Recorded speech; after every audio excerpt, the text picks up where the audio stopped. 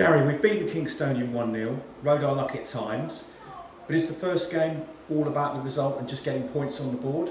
Yeah, it's very much the remit before the game. If you was to hear our pre-match talk, I think there's a bit of chaos in the first game. There's a lot of expectation, there's a lot of pressure, there's a lot of desperation in your performance to get them 3 points, and it can affect display. But I thought first 45, I thought we was excellent. We should have maybe taken the game away from them. I don't think we were perfect, because there's still some moments in that final third where our decision making or our quality of final ball needs to be slightly better. But we were getting into some really good positions and moments in the game were key for us, and we just didn't turn them into goals. The chances that presented themselves to us. But some of our football and build up was very good. It's not the perfect performance. Yes, you're right. We had to rely on some defensive displays to see us over the line, but it's 3 points, and it's what we all wanted when we set off 7 weeks ago in pre-season. It's a new group of players that are still very much getting familiar with each other. It's the first competitive game, and we're up and running. End of the first half, we got the breakthrough we needed. Yeah. Second half, I think people would have expected us to go on.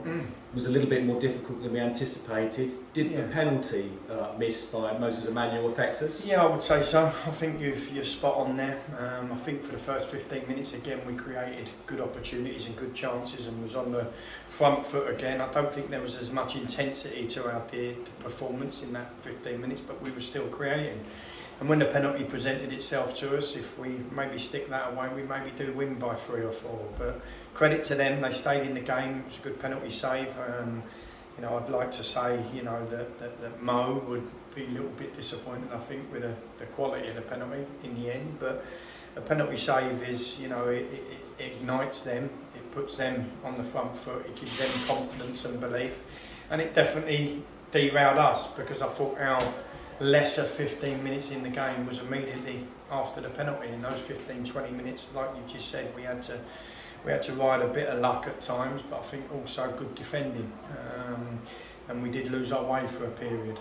Maybe that's something that we can look at, that in a bit of adversity like a penalty miss, we've got to be able to deal with that a little bit better. But we're all desperate, as I've just said, for the first 3 points and to get up and running, and that was very much as I say, the need of the outcome of the game, and that was very much what we ended up doing. So it's pleasing to get the 3 points. It really is, because it's as I've just said, it's a first game of the season where there's 22 teams desperate to get up and running. So we've managed to do that, but we can be better.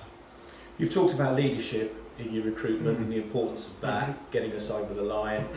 We saw an experienced player today, Aaron Pollock, put his body on the line for the team and save a potential goal. Well, he had one cleared off the line, and he also dealt with an horrendous back pass as well that put him under real pressure.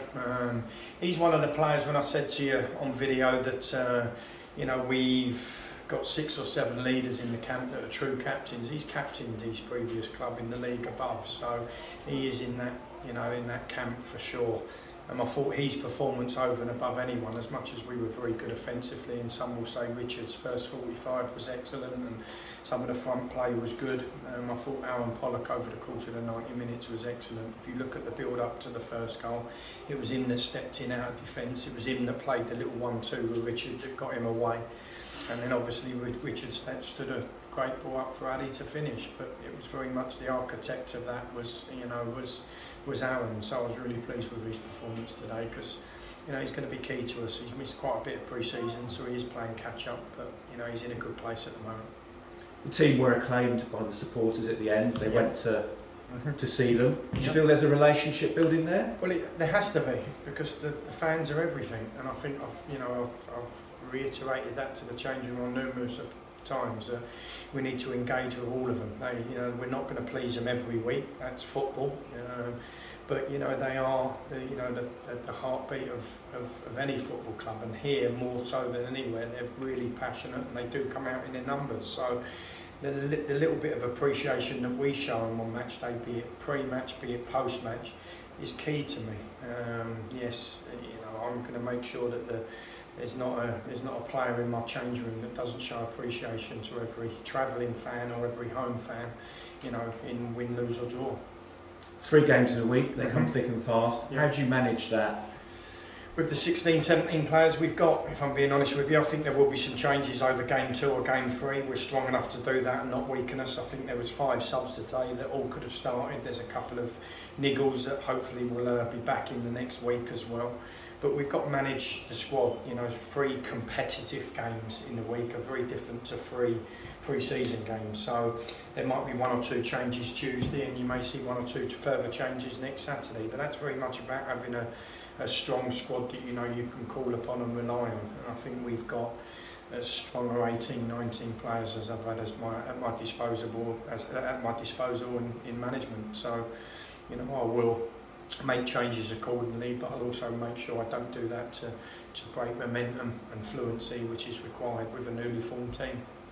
That's great, thank you very much, Gary. You're welcome.